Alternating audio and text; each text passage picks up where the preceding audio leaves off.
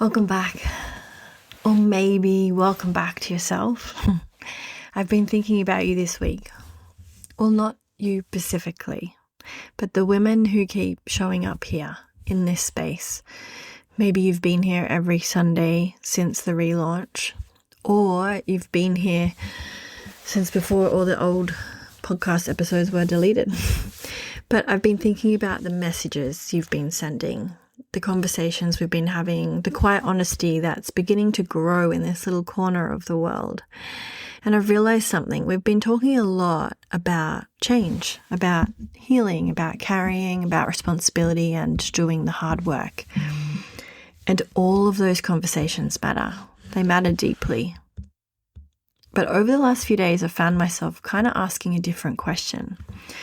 What if the work isn't always about changing? What if sometimes the work is remembering?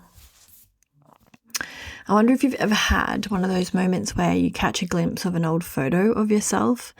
Maybe you're 18 or 8 or 23 or 30, and your first thought isn't about how you looked. It's, I'd forgotten about her.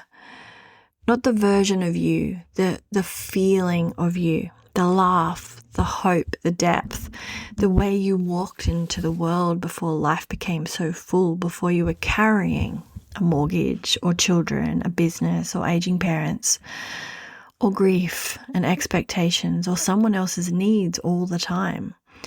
Sometimes I think we don't lose ourselves in one dramatic moment. I think life simply gets louder. The to-do lists become longer. The responsibilities become heavier. The calendar fills up. People need things from us constantly. We become incredibly good at functioning, at organizing, at achieving, at keeping everything moving. And somewhere amongst all of it, the quiet voice inside us becomes harder to hear. Not because she's disappeared, because she's competing with so much noise.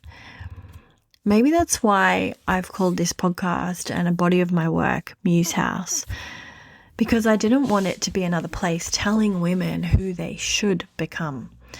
I wanted it to feel like somewhere they could come back to themselves and have a real heartfelt conversation. A little house, a quiet room, a muse, a source of inspiration, a pause, somewhere to remember the parts of themselves that have been patiently waiting beneath all the noise that we fill our lives up with.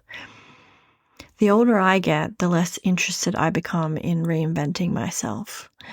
And the more interested I am in becoming someone that I'm uncovering myself to be, peeling back those layers, peeling back the expectations, the roles, the masks, the stories, until I find something that feels undeniably true. Something that feels like, oh, there you are. Maybe you've had that feeling too. Maybe it happened on a walk or sitting by the ocean or driving home with the radio off or watching your children laugh for just a moment. You remembered yourself. Not who the world needs you to be, not who your business needs you to be, not who your family expects you to be, just you. And I think those moments matter more than we let ourselves realize, because they remind us that underneath all the doing, there is still a woman simply being, still curious, still creative, still wise, still enough. I've been wondering lately whether life is less about becoming someone extraordinary and more about returning to the ordinary truths that we've always known.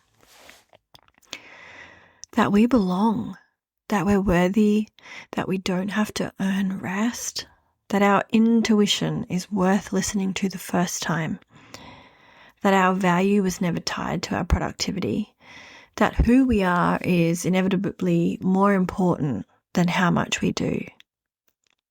Maybe that's the invitation this week, not to add another thing to your list, not another habit, not another book, not another podcast, just 5 minutes, a cup of tea, a slow walk, a journal, a deep breath before you walk into the house. Whatever helps you hear yourself again. Because I have a feeling she's still there, waiting patiently, not asking you to become someone new, just quietly hoping you'll remember her. And speaking of remembering, next Sunday I want to tell you about a story that has followed me since I was a little girl. A story I watched so many times I wore out the VHS tape. It has taken me almost 40 years to understand why one sentence from that film has never left me. I have a feeling it might stay with you too. So until then, be gentle with yourself this week. You don't have to have it all figured out. You don't have to become more. Perhaps you simply need to remember. I'll meet you back here on Sunday. Take care, lovelies.